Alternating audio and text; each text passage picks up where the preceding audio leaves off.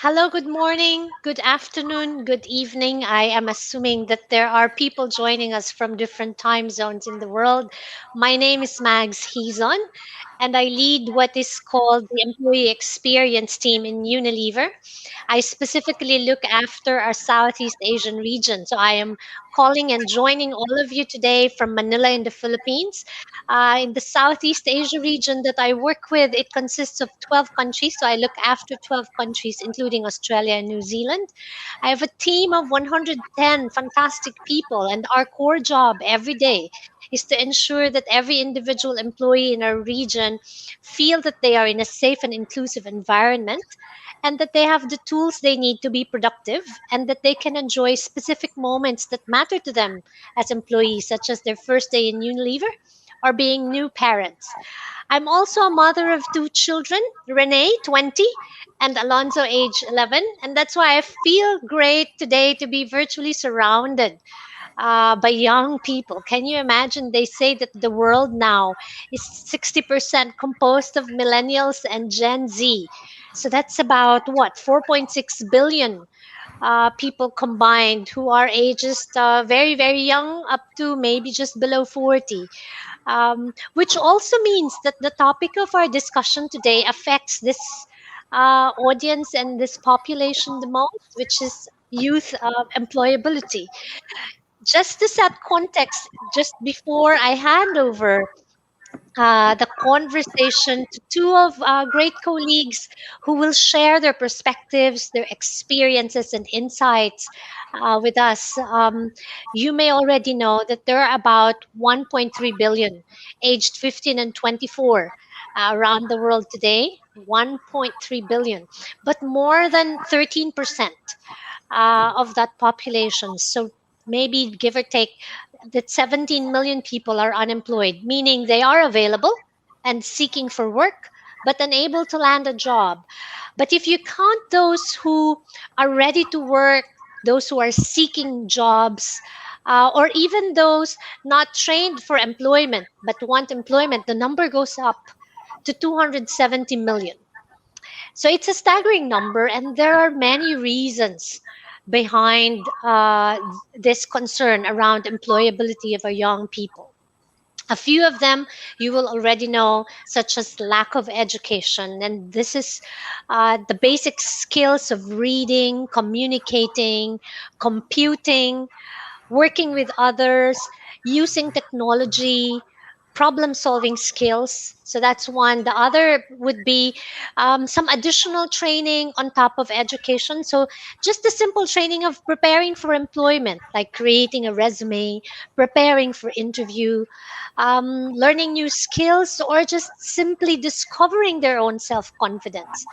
And the third, more common reason behind this unemployment problem is the access to employment itself and the availability of jobs, whether it is in the formal or informal sector, which today is a big, big sector already because it's the gig economy. Is getting bigger, and we will hear from our panelists in a while what that means in our supply and demand for both jobs and talent.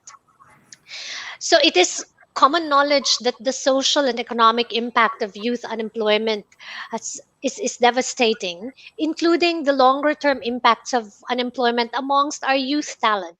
So, anxiety, frustration, loss of hope, inability to create ambition.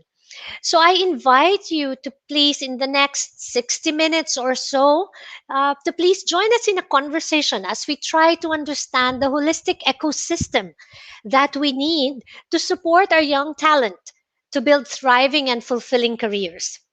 So, as I mentioned today, we are fortunate to be joined by two wonderful colleagues who will share their perspectives on this topic. Mr. Johan Hewagama is an HR leader and practitioner in Unilever who has now found his way into entrepreneurship and innovation. He is currently CEO and founder of two ventures, Texco Private Limited, a London based technology venture that specializes in digitization, technology, and hyper automation.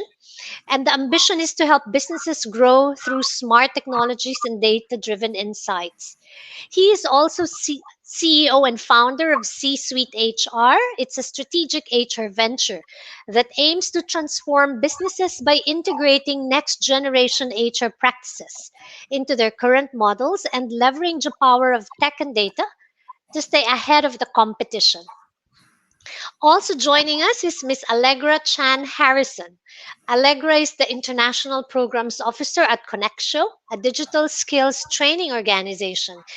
They create streamlined paths to employment for vulnerable people, notably refugees and unemployed youth. Allegra has worked with NGOs since 2009 on both the program and development sides in the US, in Hungary, China, France, and East and Central Africa.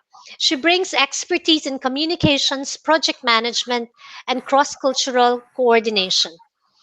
At Connexio, Allegra drives the growth of international programs and partnership. So, welcome, dear Johan and Allegra. Um, before I hand over the session to each of you, let me just share a few points for our audience, if I can. So, Johan and Allegra have prepared a short sharing of their individual and professional perspectives on youth employability, after which we would really love to hear questions and comments from you, our dear audience, who have joined us either via live via Facebook or YouTube. So we will pick up as many questions as we can today and take advantage of the experiences and insights of Johan and Allegra. So do drop in your questions and we will cover them as soon as we can. So without further ado, Johan, are you ready? And can we Yes, get over to you for our lively conversation to start? absolutely.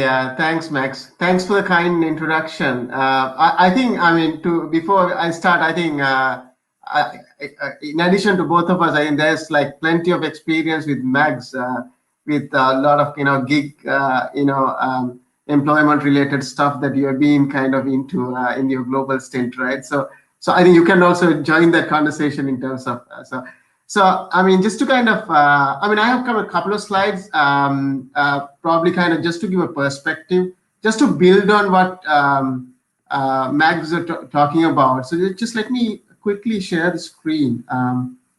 Okay, all right.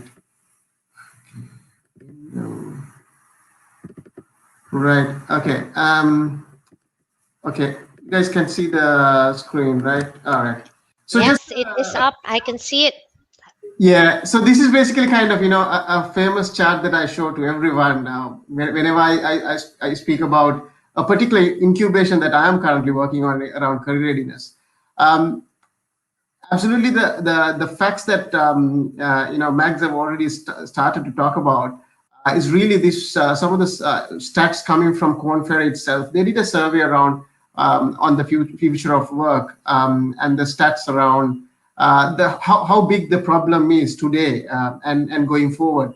So if you give attention to the first point around talent shortages, this is something that personally I have experienced throughout my career in Unilever and beyond, and being as an entrepreneur, kind of working with a lot of young people. Something that I have figured out is there is some mismatch in terms of individuals coming out of their education, coming to the world of work, versus the kind of what corporates or kind of gig employment I mean, it's in terms of employability, what I expect, what people expect. So there is a talent shortage, and that's actually it's a reality today. So today it's estimated about 2.1 trillion dollars wasted, or kind of the potential economic impact of 2.1 trillion dollars globally, as this is as of 2020, because of talent shortages, not having the right profile of individuals.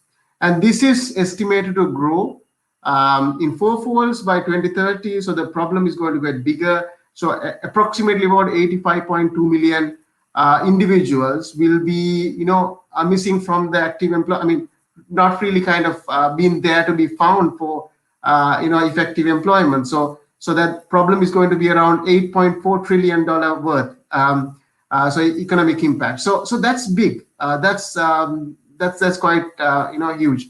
The second aspect is around skill mismatch. It's not only about people not being ready for a career, it's also about people not getting into the right career. Where right not being able to get into the right career has actually basically that has two impacts. If you can be overqualified to a job or underqualified to a job, which as a result has huge implications in terms of effectiveness of work and productivities and things like that. So it is estimated today. So career or skill mismatch is about 50% of people globally. So this can result attrition. This can result more cost and a lot of different implications. So that's the second point. The third point is something that Max already started talking about. 60%. This was by 2020. I mean, this is last year. Tech savvy workforce. We call it tech savvy is basically kind of Gen Y and Gen Z, both combined together. Anyone born post probably 80s, 1981 beyond up to about 1995 is what you call Gen Ys, and Gen Z is post 95. So that's about 60%. So everyone who's joining today are Gen Zs. So as per career. And so that counts to about 1 in 4 people representing tech native. So we actually don't just call them tech savvy for the new generation, because they were born with tech. I mean, probably as kids they were kind of playing around with tech. Probably previous generation was not. They were kind of more adapting to tech. So these guys, and some of the research indicates that these guys prefer virtual engagement. They can also be socially shy in a real world. So the channels that you develop to kind of interact, facilitate potential employers and young people. So those channels also need to be kind of evolved into facilitate this tech savvy, tech native generation. And post COVID, things have got really accelerated. Just the start of this session, we were talking, Allegra and myself, about how COVID has probably shaped the entire digital transformation. So that digital transformation is widespread. Probably if you really look at human capital or human resources, probably the least impacted or least adapted in terms of digital transformation, but it is getting accelerated. So that has impacted in terms of more remote working. You earlier you were talking about working from home. Now we are talking about working from anywhere. So you're talking about gig or contingent as a career choice. You're talking about reshaping in terms of demand. So the demand initially, I mean, your expectation of a career ideally would have been towards a corporate career, but now there's a mix of it. There are multiple careers that you can choose. So there are corporate options, there are kind of gig options, there are entrepreneurial options that are being kind of integrated into your basket of career choices. So virtual is becoming a big thrust, whether it's about career connection or in terms of work. The second thing is, this is a very simple slide, but I thought I should show this because a lot of people think, when you are early in your, when you're at your teenage years, you figure out where you want to get to. You have certain, kind of fascinations influenced by your parents, family, friends, environment, socio-economic background. A lot of the, scenarios are there. Based on them, you kind of, decide on a career, then you go on that line. So careers are not linear anymore. So I mean that's a fact, and your career development is not going to be a smooth sail. So the fact is, it's not going to be a very straightforward journey where you define and you go through milestones. It's going to be kind of rough waters. Things are going to be a bit crazy, and at times you can have ups and downs in your careers. But ultimately, what matters is every experience that you get out of that entire journey. It actually, supports you to get to where you are kind of planning to go, or kind of where you're destined to go. This is probably the last slide. This is kind of, I just want to kind of show that there are two sides of your career journey. So I really believe that there has to be a lot of effort in terms of supporting careers.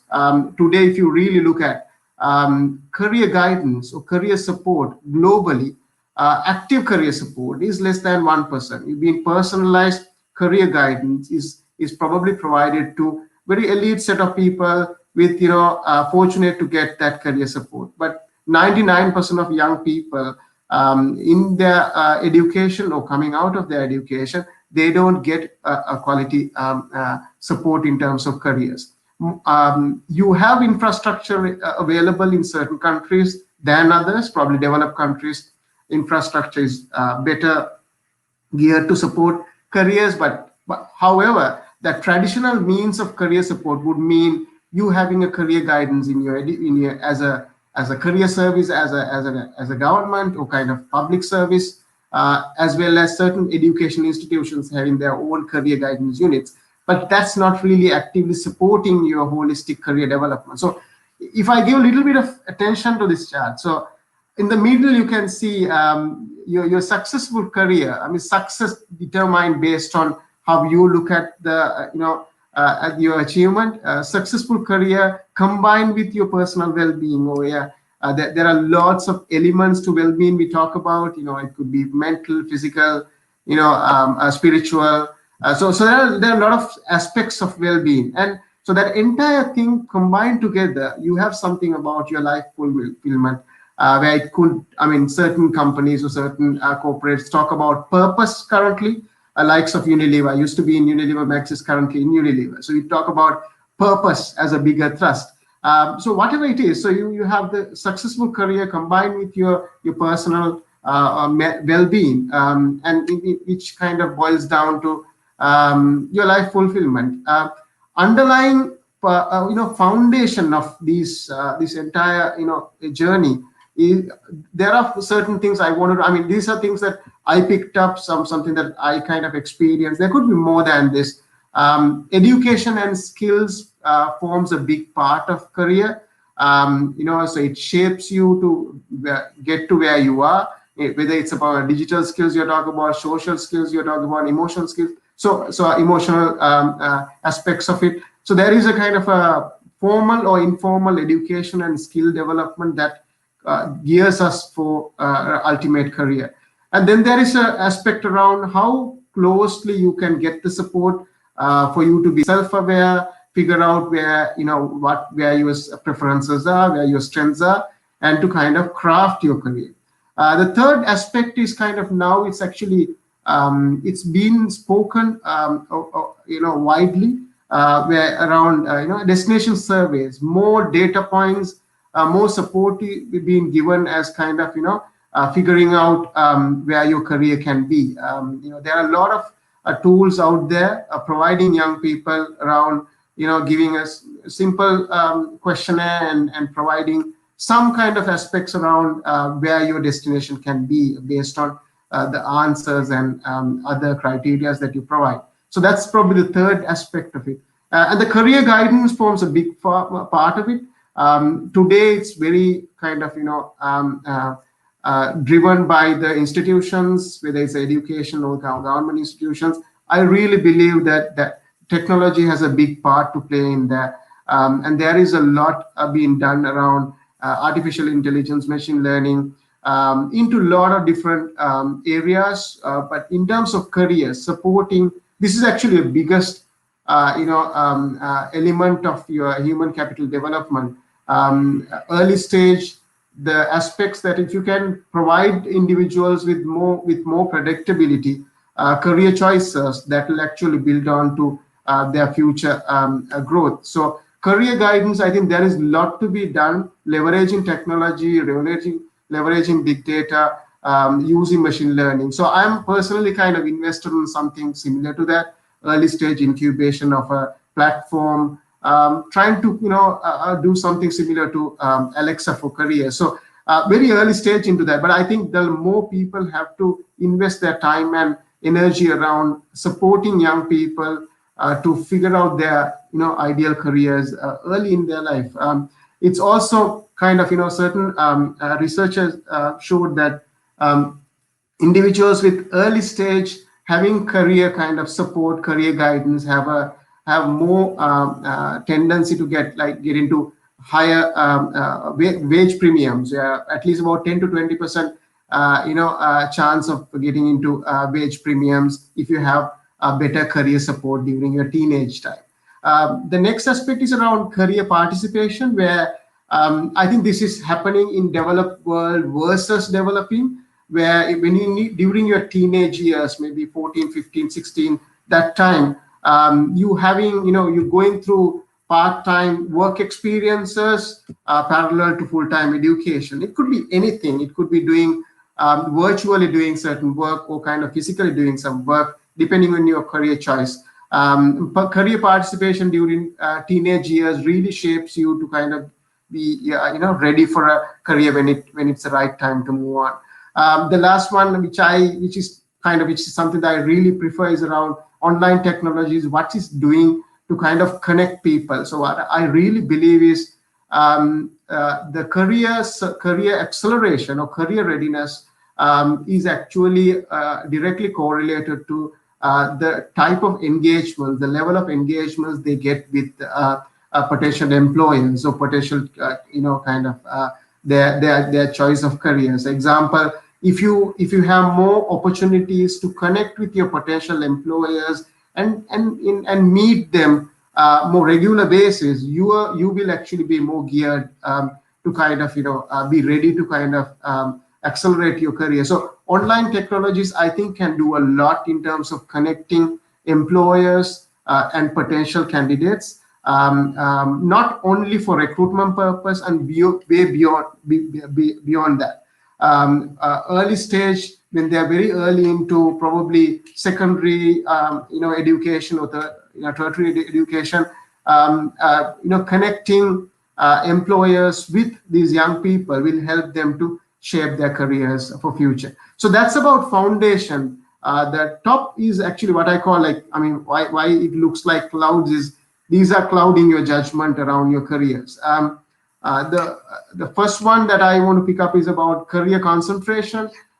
This is actually more visible in developing world versus developed, even as per research, where career concentration into preferred set of careers. You become a doctor, lawyer, teacher. There are kind of stereotypical careers that are forced by your your environment, that you can actually really can get clouded because of that. So we have to educate people more around career choices that are available, and your previous generation might not be the best form of career advisors when it comes to that, because they might give you career advice based on their experience. So you need to ensure that you understand, the young people understand career choices today as well as future. So because future will be very different to today. The next one is about labor market relevance. There are a lot of stuff that's been done in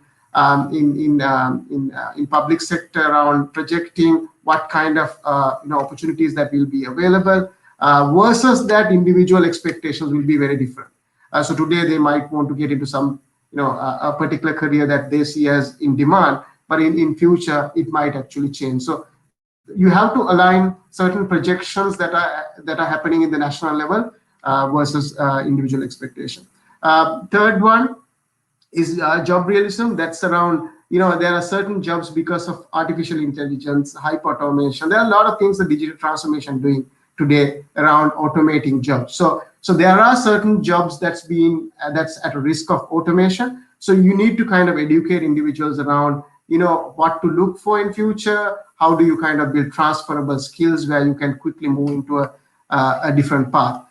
Career confusion, where certain careers that you would kind of be forced based on your education, versus when you get into really look at occupations, it might not be the right fit. Closely connected to that is career potential, where you might have completed certain course. I'm probably not knowing the career options that are available, but today occupational expectations could be different. So these are the things that could cloud your judgment around careers. So more and more awareness around career choices, what to look for young people is needed to support careers. So that's a bit of a share that I wanted to kind of do, Max and Allegra. I don't know whether it took longer than expected. No, it was perfect, Johan. And I think you've put into context the things that are probably going on in the minds of a young people regarding their questions around career. Where do I start? But I think you've given them a good framework to start. But because really, what I took away from you is it starts actually in your head, questioning the assumptions that you have around what really are careers, what are really are your expectations, not just of yourself but also of the jobs that are there in front of you. So you've given people a good framework to start their reflection around this big topic of career and employment. And so I think before I'm just looking if there are questions for Johan, but before we do that, maybe it's timely we shift to Allegra now and add her own perspective around these things based on where you are today. Maybe you can share to the team here where you're sitting and the view from there. Sure, thank you, Mags, and thank you, Johan, for that, for putting everything into context. I really like how you talked not only about skills mismatch, which is something we hear about so often in the news, but also a desire to seek after your own fulfillment and needing to be exposed to different kinds of careers, not just for today, but for tomorrow as well. And so I'll just add on a little bit. I don't, I'd rather kind of open it up for questions. The work that I do with Connexio really is focused on empowering young people to be able to take their first steps into professional engagement. Because of the digital divide, a lot of people, especially those who are vulnerable, do not have access to, first of all, the hardware, the technology to be able to engage employers online, but also lack the employable skills. It's not just technical, it's also soft skills, transferable skills, leadership. LinkedIn had done a survey recently, and it said that 80% of employers, their number one hiring criteria was soft skills. And I think when you talk about digital work, this becomes even more important because you need to be able to connect with your team. You need to be able to, meet your goals effectively as a group through an online medium. And so it's really not just about the technical skills, it's also about the soft skills. And the question is, how do we inculcate that into our education systems, particularly, in ways that are creative and that enable people to actually connect online. So Max, I don't know if you had questions prepared, but, I'd kind of rather dive into that than, yeah. Yes. Yes, I have a few questions myself listening to both of you, but I just wanted to check. Sorry, I'm looking online now if there's anything that is coming up from the audience. Um, and maybe while waiting, I don't know if I'm seeing this correctly, but while waiting for questions to pop up, Johan mentioned earlier about different uh, spaces to look to for employment, like gig economy. You mentioned entrepreneurship as an option and corporate. So if I am somebody, whether I have a formal education or a formal training, not in the uni, where do I start in assessing my skills and readiness? Because as I was listening to you both, it's not an oversimplified problem of there are no jobs. For some of it, Yes. as Allegra mentioned, it is knowing actually how to take their next steps. And with these options available, and probably it is related to what Johan mentioned about the mismatch of skills versus availability, where do I really start if I want to assess my skills and readiness for any of those channels that you mentioned? Yeah, so I mean, if you really look at today, the kind of tools that are available for you to kind of simply, I mean, probably if you look at this part of the world, so there is, I mean, particularly you talk about UK, the UK. So there is something called Gatsby framework, which kind of guides you individuals around, what your destination careers, and there are a lot of free tools that for you to go and assess that. And in US, there is something called ONET. Their National Career Service. They have this, very simple survey where simple questionnaire where you're supposed to kind of go through that and, assess that. But all of these tools, however, they are very, all of these have theoretical basis to be. There are kind of certain theories. Holland, Professor Holland was one of the big, names around this career prediction. There's a kind of Holland code is something that has come up a long time back. That's what US ONET is using. But however, these are based on certain academic definitions. However, today there is a need for better prediction of individual career. So certain platforms are working on it. Similarly, I'm working on something like that, where providing individuals more predictable or kind of more accurate predictions around your careers. So that is probably the area that is still developing. However, early stage, there are tools that are available. Maybe we can share some of these tools later, post this session, Max.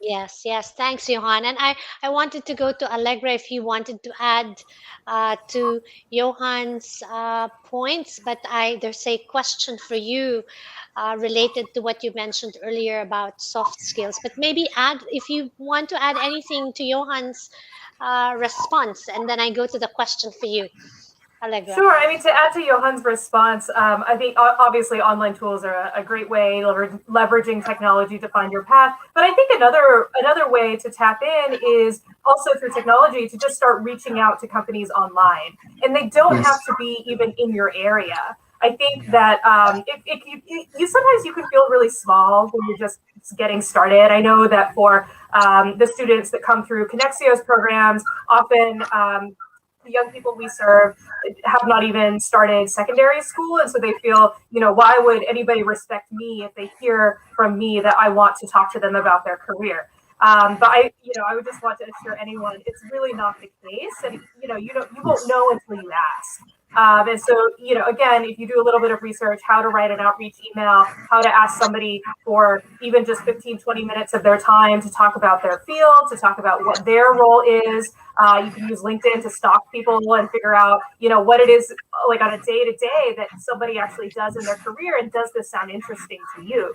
And then this is also, part of your network. I think that's something that our students really struggle with is they feel, I just don't have a network. Like, how do I find a job if I don't have a network? All the articles say leverage your Yes. network, but I didn't even go to university. I didn't even go to secondary school. Who am I going to ask? And in some ways, this is the opportunity that technology offers us to be a little bit more equal, is that you can just reach out. And even though a cold outreach may not give you a very high rate of return, if you send out enough, eventually someone will reply. And then there are also, to plug my work and the work of the many, many NGOs working on youth unemployment, there are community resources there for you as well. And so I wouldn't hesitate to look not just in your community, but also in the online space to see how you can get connected to employers. Thank you.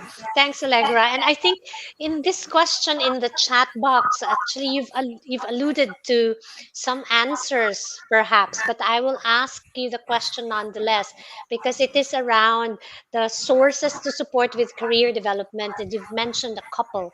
But this time in particular, if I am interested in tapping the global jobs market, so, any thoughts or insights to prepare for jobs in a globalized world is the question. Sure, I can start, Johanna, if you don't mind. I think we had alluded to a little bit earlier the soft skills that you really need to be effective. I just can't emphasize it enough. I think first of all, language is part of soft skills. If you are multilingual or if you have cultural awareness, it really enables you to work with a global team. One of our developing programs in Malawi and now in Kenya, we have students who are seeking work in the online freelance marketplace. And that's really new for most of them. And a lot of employers are not actually based in South or in East Africa. They're based in the US, in Canada, in India, in the Philippines. And for our students, this can feel a little bit overwhelming to them. But I think ultimately, those who are able to grow in their soft skills, and you don't even have to start at a high level. Like what it takes is practice. And I think that generally, people are people. They're welcoming. If you make a mistake, it's okay as long as you're learning. Just put yourself out there and don't be afraid to fail. Your first steps towards growing those soft skills, towards growing those cross-cultural skills, is really just to get out there and start doing it yourself. Johan, you want to add anything to that before I move to the next question?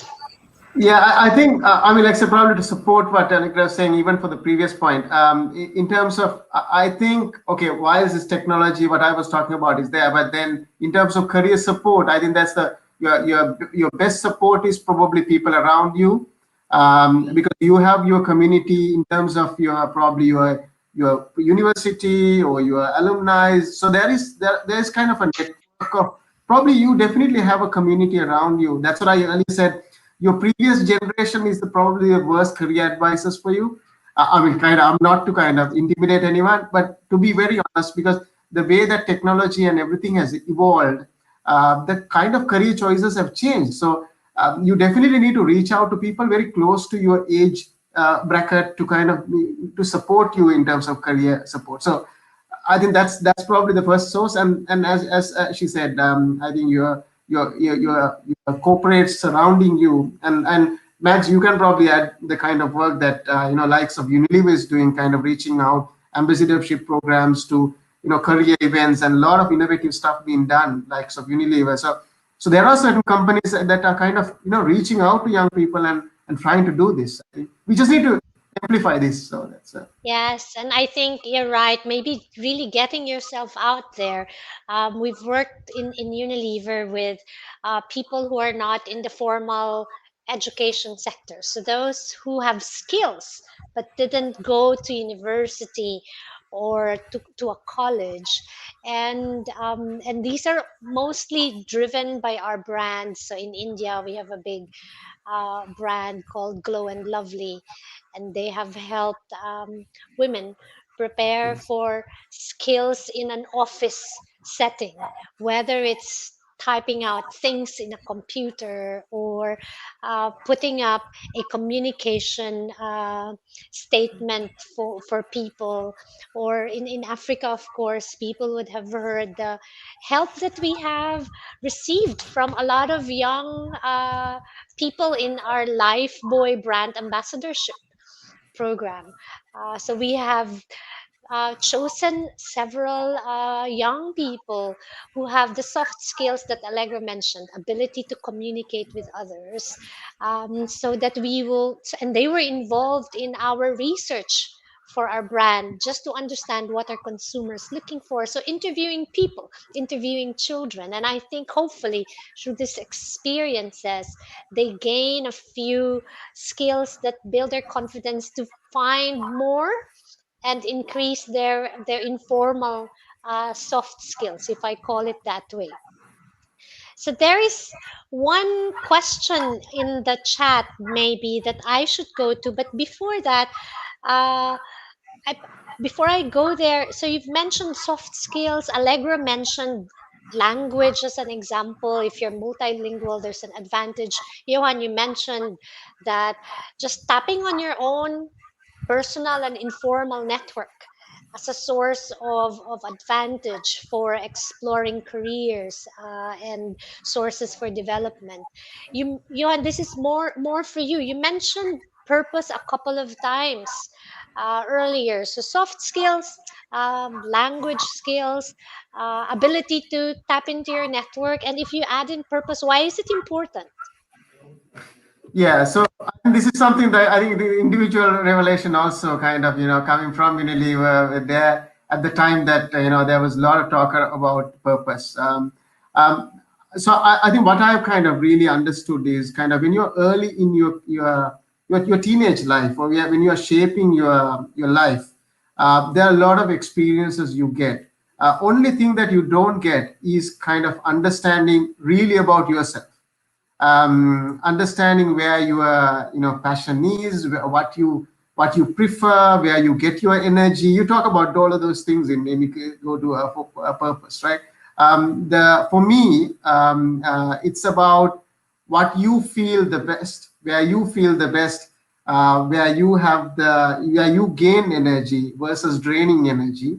That's what I would like to concentrate on. So that understanding or the awareness you have to give to individuals or young people early in their life. That's what is not happening. So we need to find a creative way to get this through, because probably Allegra mentioned, I mean, there are quite programs that you can run. But before actually I started the tech solution, I started working on programs. So I started designing a kind of career development program and started there. But I figured out, that's a great way to do that. But you also need to leverage technology to kind of amplify it. The biggest challenge today is amplification. Because if you do, events or activities, your reach is limited. So we need to find a creative way to get this thing across and help more people to find that. So, I mean, I don't know whether I answered that question, Max. Yes, you did. Yes, you did. Thank you. And maybe this is related. And Allegra, this question is for you. It's coming from the audience, and you may agree, may not agree. But what's your perspective on this question? This is around the gig economy, and it's saying the gig economy is biased and focused on from what from no country talent and very hard to compete coming from Africa. Brand of nations to be tech competent is more accepted in the global company. How do we compete with such context? So I've read it verbatim from the chat box, and maybe we'll allow you to respond to that, Allegra. Yeah, sure. I definitely understand where this question is coming from. It's something that the students who go through our program in Malawi and soon to be in Kenya have confronted themselves. And I think there's no simple answer, but what I want to start with is maybe a little bit more hopeful of a perspective, which is that youth in Africa are the next wave. And what I mean by that is that currently there are over 226 million youth aged 15 to 24 in Africa. That's 20% of the global youth population. By some projections, by 2055, Africa will be leading the way in terms of young people in the job market. And that will make Africa really hard to ignore. I think from my experience working with students who are transitioning into gig economy, and gig economy for me is online gig economy. So it could be freelancing either at the more like low to mid skills level, things like translation, transcription, or at the high skills level, things like entry level programming, providing AI annotation, things like that. The biggest issue is recognizability. And I think that if a company has worked with freelancers from, like, say, the Philippines or India, and they've had very good experience, they're liable to continue doing so. And so when you come in and your little freelancer location says Desaleka, Malawi, it can feel hard to break in because people don't even know where that is. I think part of this is actually the onus is on companies, on organizations to really start paying attention. I think that there are really great organizations leading the way. Like one example I can think of is Akira Chicks in Nairobi. They do really amazing work with young women and web development training. And then they place their trainees in global companies. And then that helps build the reputation for young Africans who want to break into the field. I think on a personal level, a lot of it can come down again to the networking, as Johan was mentioning earlier, and just your willingness to kind of reach out and learn more about the field. In some ways, you can even spin it to your advantage, which is that you come from this place that people are not really aware. It really makes you unique, and being able to leverage that perspective. I mean, there's a business case to be made for it as well, like all these companies doing diversity studies and finding that the more diversity they have in the voices, especially for tech companies creating new solutions, whether it's facial recognition or others, the more diversity, the more perspectives you have contributing to your work solution, the better the product and the better the bottom line. Thank you, Allegra. The next question is for Johan. um, and it is a question around mentorship. Um, what is the what where do I start if I want to have mentorship? What is the value that it brings to me, and how do I take advantage of it fully? Yeah, I think, yes, I think this is probably kind of something that a lot of people get confused of. I'm probably, so you have a perspective about coaches and mentors, right? So probably in the perspective of mentors are people who can actually show you the mirror, kind of support you. Not really kind of, we are not talking about people who are in the same domain to kind of support you in terms of your domain expertise. I think it's more in terms of how people can support you in terms of seeing your perspective and showing the mirror and supporting you in terms of your development. I think this definitely is a, I mean, I personally think this is lacking a lot, even if you take the developing world or developed world also. If you look at, there is probably formal career support is available, but in terms of mentoring, that is definitely there's lacking. So there is a lot more work to be done around mentoring. But however, there are pockets of kind of best practices or greatness happening in certain with certain companies, certain industries volunteering themselves to support that.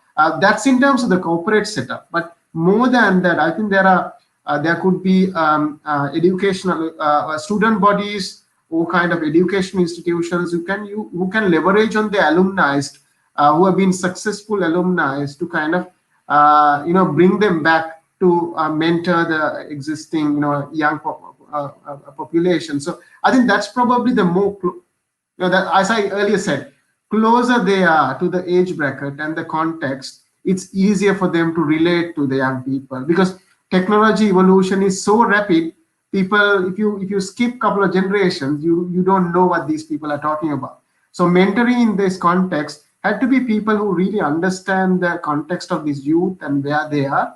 The closest people would be the best, I think. I mean, example I've seen is probably a lot of these corporates trying to kind of pitch their young management trainees who kind of to mentor young people. Previously, it have been board members trying to do mentoring, right? Now it's about people closer to their age bracket trying to do help them on careers. So I think that is probably the way to go, Max. Yeah, very good. Did you want to add to that, Allegra, before I move to the next question? No, that was a great answer. Very good, very good. Maybe this one I will give to Allegra. As a fresh graduate, where would be the first approach or environment to work? So, asking for advice, should it be corporates, startups, or freelancing? Well, I think it really depends on you and what you want from your career. I think each one really offers something very different. I think corporates will give you a really great view as to just the bigger company. They have more resources, they have a lot of different specialized functions. You can really get an understanding of what a company in a certain industry does when you work for a larger organization. Another benefit of corporates is that, I mean, Johan is just talking about mentoring. It might be a little bit easier to find mentoring in a corporate setting just because there are more people available. In terms of startups, for myself, I have probably worked at more startups than corporates, and I just really like the energy. I like the teamwork. I think one of the benefits of startups is that it really forces you to learn by doing. And you don't really get any slack if you don't know the answer. Just try it, figure it out, and it can be a more forgiving environment in that sense that you get to take on a little more responsibility sooner. But they both really have pros and cons, and I would encourage you to seek opportunity where it's available and to not sort of exclude anything.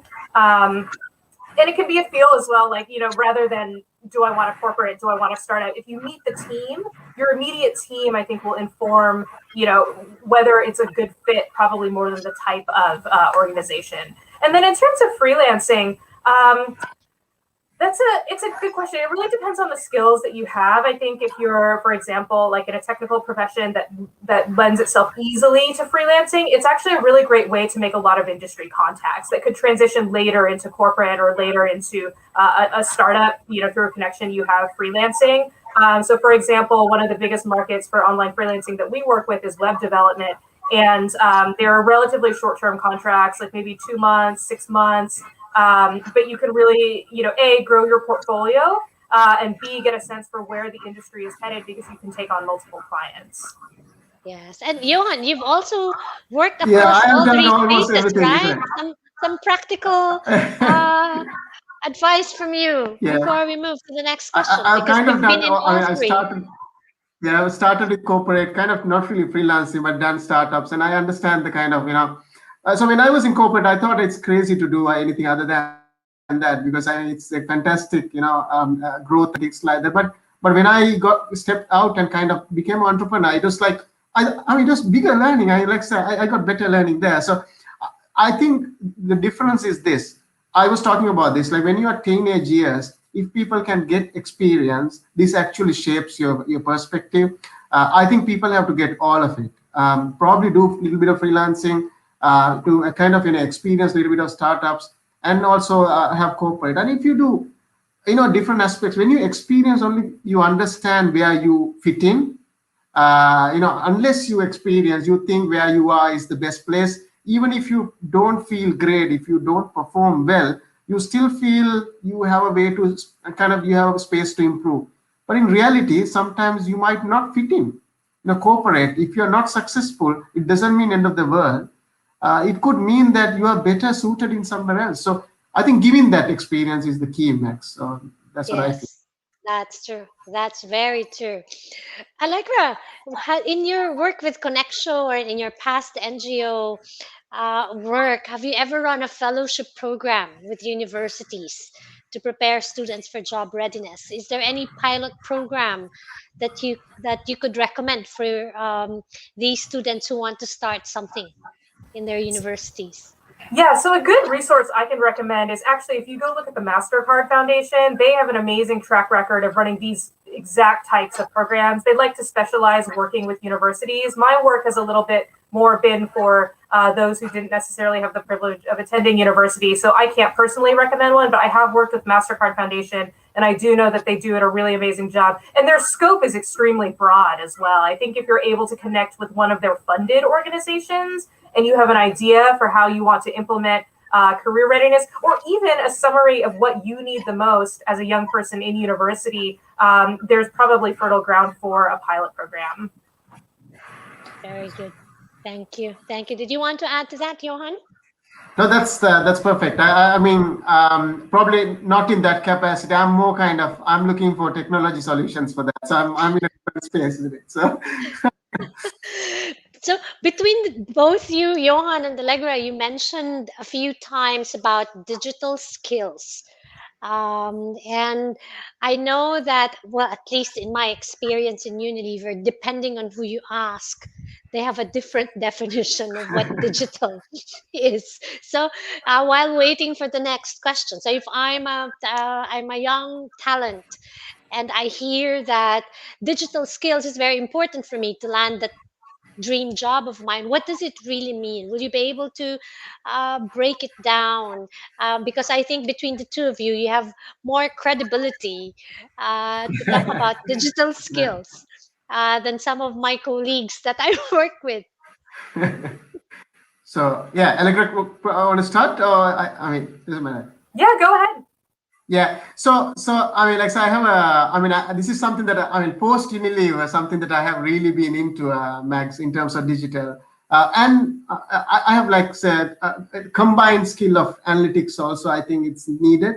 I think these two things go hand in hand, digital and analytics. So if you look at digital, I think if you really traditionally, the business of the corporates, they used to work all manual. So their processes used to be manual, their businesses used to be manual. So what happened is, so when digital transformation started, they started kind of digitizing their processes, or as digitizing their business. So some people have digital as their business, Even if you don't have that, you start digitizing your processes. So you start with digitizing your processes, and then you go into kind of automating and developing ERPs, and there are a lot of there's a kind of a you go through that journey, right?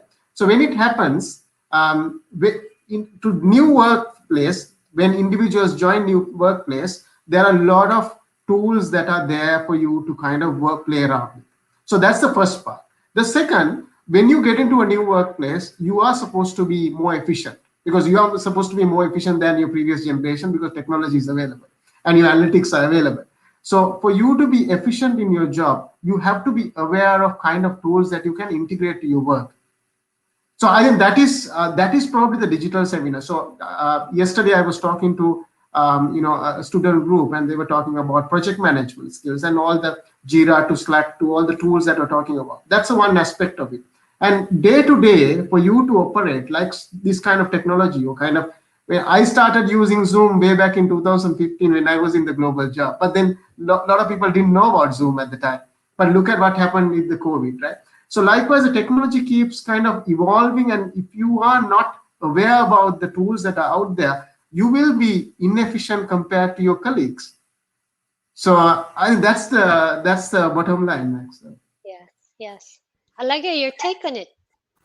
Sure. I mean, I think you're absolutely right when you talk about analytics, but to step back, I think there's a basic level of digital literacy that you need to achieve to integrate into the job market.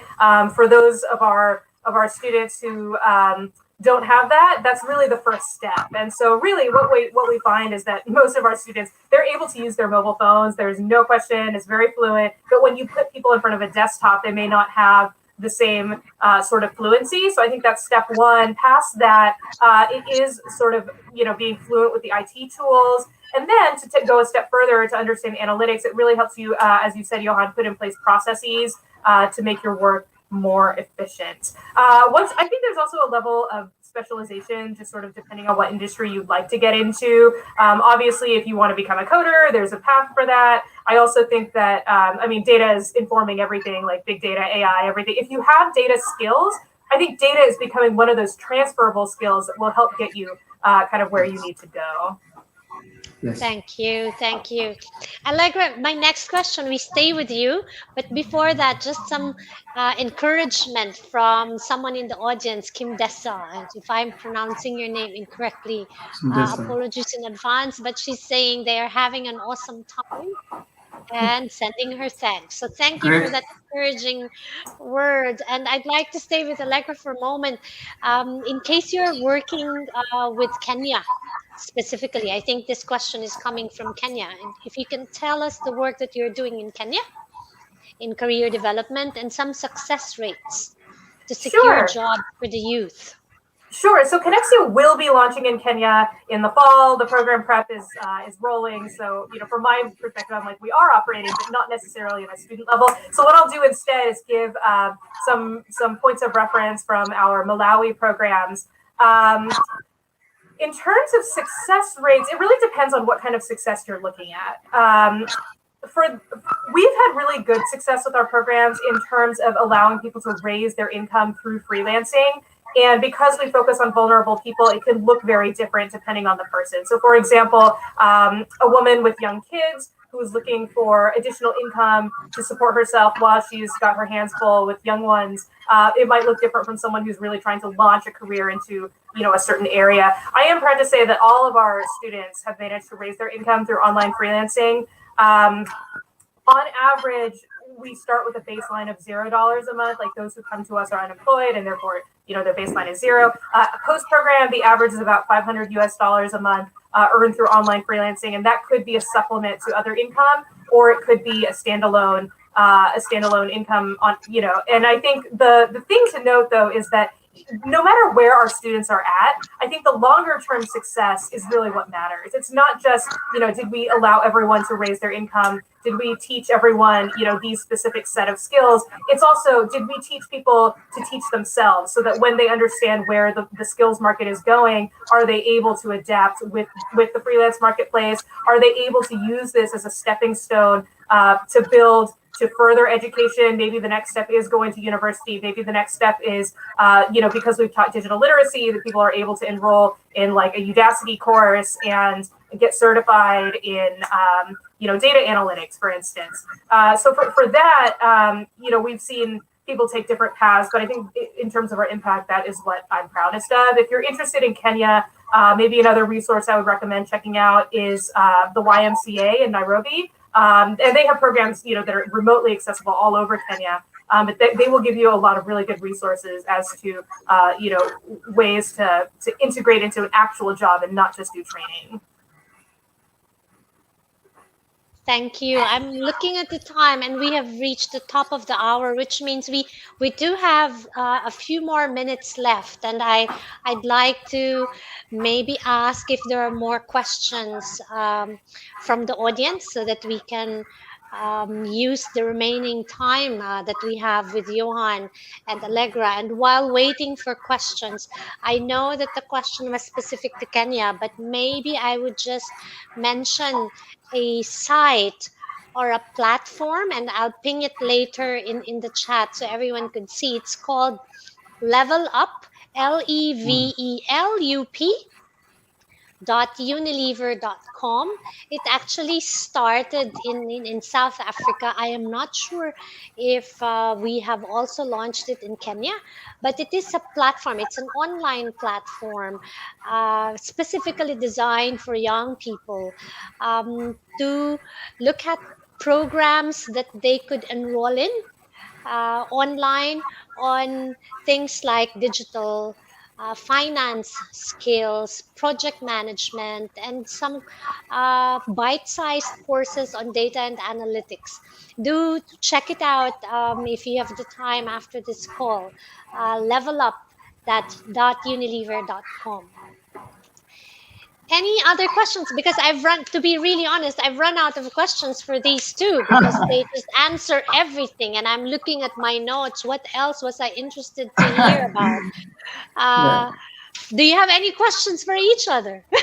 No, maybe from you. I think this probably we can post something from you, Max. I think probably kind of with your previous experience, leading the talent agenda at the global level. So what were your takes around kind of trajectory of gig economy and new types of jobs that are getting created? Are there any insights that you can talk about? Yeah, so within Unilever, actually, we've had new jobs internally, so new roles that didn't exist 2 or 3 years from now. Even the role that I have today, it's a new role. Who I can't even describe to you in maybe one sentence without pausing. What does employee experience even mean? It didn't Yes. exist in the past. You either have an HR partner, a personnel manager, an HR manager. So we've had a few roles that were driven by what you both talked about: digital technology, data. So we now have a dedicated data and analytics team. But apart from technology and data, there's something around the space of experiences, whether we're talking about consumer experience, customer experience. So, how do we want our customers to experience working with us? Or do we have enough data about how our consumers experience our brand, whether it's Lifebuoy or whether it's an ice cream? And how do we build that into improving our products and our brands? And so my role is something similar to that, which is how do we use data and analytics to understand how our employees feel about working in Unilever. So there's been a few uh, roles internally that came up. You would have seen also just a couple of weeks back, if you are on LinkedIn, around Unilever's program called You Work, because we are starting our own gig economy internally, which is, if I have a full time job and a day job, can I be a gig worker in another department? So if I want to learn more about finance, how do I do that? I don't think the finance people will accept me because I have zero skills in finance, but I will never have any skill in finance if I don't start working in finance. It's like a chicken and egg. So what we want to do internally is to make this talent marketplace available to our own employees. Go apply for jobs if you have some 20% capacity in your time. So it unlocks learning, and it also unlocks free time. You never knew that there's thousands of employees who had an extra 1 or 2 hours in a week Yes. to contribute. So I have someone in my team. She's a recruiter, and her name is Angel. And this is what she does: recruit people day in, day out. I didn't realize that she had a couple of hours every week. She volunteered to lead the Dove self esteem program, working with young girls in school on how to look at initiatives that will promote self care and self esteem. And we wouldn't have discovered that if we didn't have this internal marketplace. The gig economy outside of Unilever is vast, as I mentioned. I think what was the number that I saw recently about the gig economy? There's already 2.5 billion people in the informal 2.5 billion. Okay. yeah, and that was pre-COVID. And so, and I don't know, actually, you probably one of you will know if the composition is young people or experienced people. When it started, it was the more experienced one. On average, 2 years ago, they said that people in the gig economy would either have 3 to 5 years experience prior, and that's why they can sell something of that skill online. I don't know if it has changed. Certain In other jobs probably it's the other way around. I think there are different jobs which are. But I think this perspective of Unilever trying this gig inside is fantastic, because we keep talking about non-linear jobs or kind of non-linear careers. You moving from one to another depending correct. transferable skills. I think that is probably the take for young people. It's like careers are not fixed, and today you can be a scientist, and tomorrow your passion could be to play a guitar. So it can be completely different, isn't it? So It is. And I don't know if it was you, Johan, or Allegra, who mentioned earlier about um, it's no longer the role itself. So if you are going for employment, you break down a role into skills or the yes, jobs to be done. So how did we unlock people's interest in the internal marketplace? Is don't look at a job as um, a finite role, but in reality, if you break it down, if you say I'm a brand manager, which is a job title, actually a brand manager does so many things. You need to have financial acumen, yes, you need to have communication skills, you need to have good writing skills, you need to have some data and insights and consumer insight skills. So if you break it down, there could probably 100 skills there. And if you raise your hand and say, I can actually contribute and do the consumer interview for you because I have this skill for asking questions, dissecting it into some actionable data, you can probably be doing a gig work for a marketing team. So absolutely, it's absolutely. breaking down a role into jobs to be done and the skills required for that activity.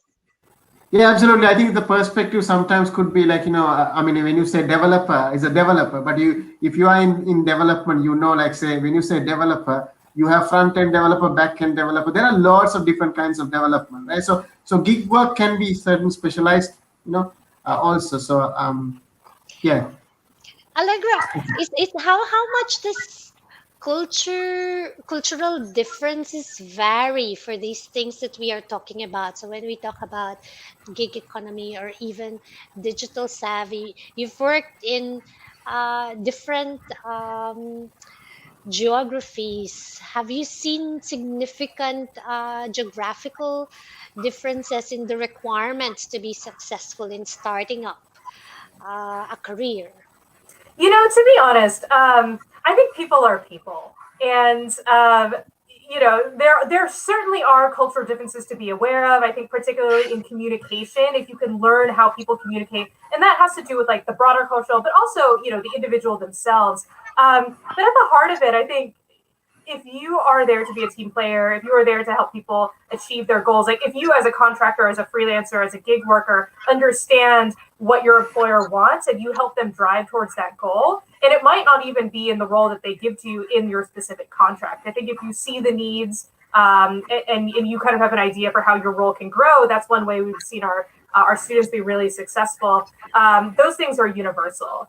And particularly, this is particularly important for gig workers who are looking to cross like national boundaries. I know for a lot of our students, particularly those in Malawi, they rarely find local clients.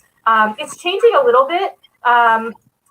We've had some success in looking at companies in Kenya, for the Malawi pilot, but also for the upcoming Kenya programs. But for those looking outside, for beyond even Africa, into Europe, into Asia, into the Americas, you do have to cross that cultural boundary. And yet, if you're able to really frame yourself as someone who's helping other people achieve their goals, that goes a long way. Very good. Thank you. So I'm about to wrap up, and I'd like to make a final call if there's any other question. And while they're doing that, um, maybe we start with Allegra this time. Any one final point you'd like to leave to our audience, a final piece of advice or final thought for them? Sure. I mean, I would just encourage anyone listening to really put yourself out there. I know that it's really scary. I mean, all of us here speaking on this call, we have been at the start of our careers at some point, and we recognize sort of that fear of seeing, there's so many paths in front of you, which one do you take, and sort of the pressures from outside forces, whether it's your family or society, to pursue a certain path. Just bon courage to all of you. It really is brave to be able to step out and put yourself out there. But ultimately, I think pursuing what you value, to kind of go back to what both Mags and Johan were saying at the beginning, pursue what you value, and that's sort of the foundation of a successful career. Thank you. Yeah. Wise words, Allegra. Johan. Yeah, it's similar. I think it's what a lot of people don't know is now things have evolved a lot. I think the information is out there. I mean, web. You get into web, you have a lot of information available. You're talking about tools and resources or everything that you're talking about. A lot of things out there. I think so. Go out there, reach out is one aspect that Allegra was talking about. A part of that, you do your own thing around kind of searching, and the biggest things that helped me personally throughout my career is the fact that I used to kind of look for things and find things and learn from. So I think that mindset is probably a key in. And personally, I'm very kind of geared to kind of support. Sorry about the ambulance. I'm really kind of geared to support. That's gone. To support in terms of career readiness, I think I have this fascination to see where every person getting a career support. I think personalized career support. The day that we have everyone having that fortune of having a career support is where the real kind of a difference is. So that's why I am into that game of kind of incubating a digital assistant who can do that.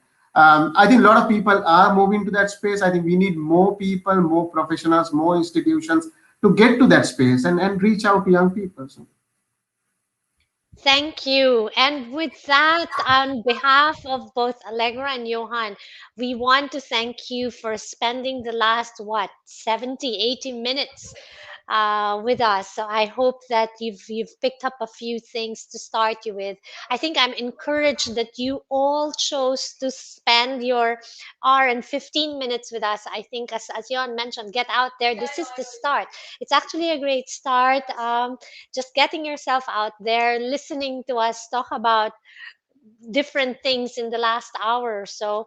So please continue that. I will echo what Johan and Allegra mentioned earlier, the power of just keeping your connections open, the power of proactively seeking and reaching out. And we are all wishing for your individual and collective success. Thank you, and Thank you. more power to both of you, Johan and Allegra. Thank Thanks, you so Same. much. guys. Yes, Thank yeah. you Thank you so all. much, Max. Thanks, Allegra. Yeah, thank you. Thank you. Bye. Bye. Thanks.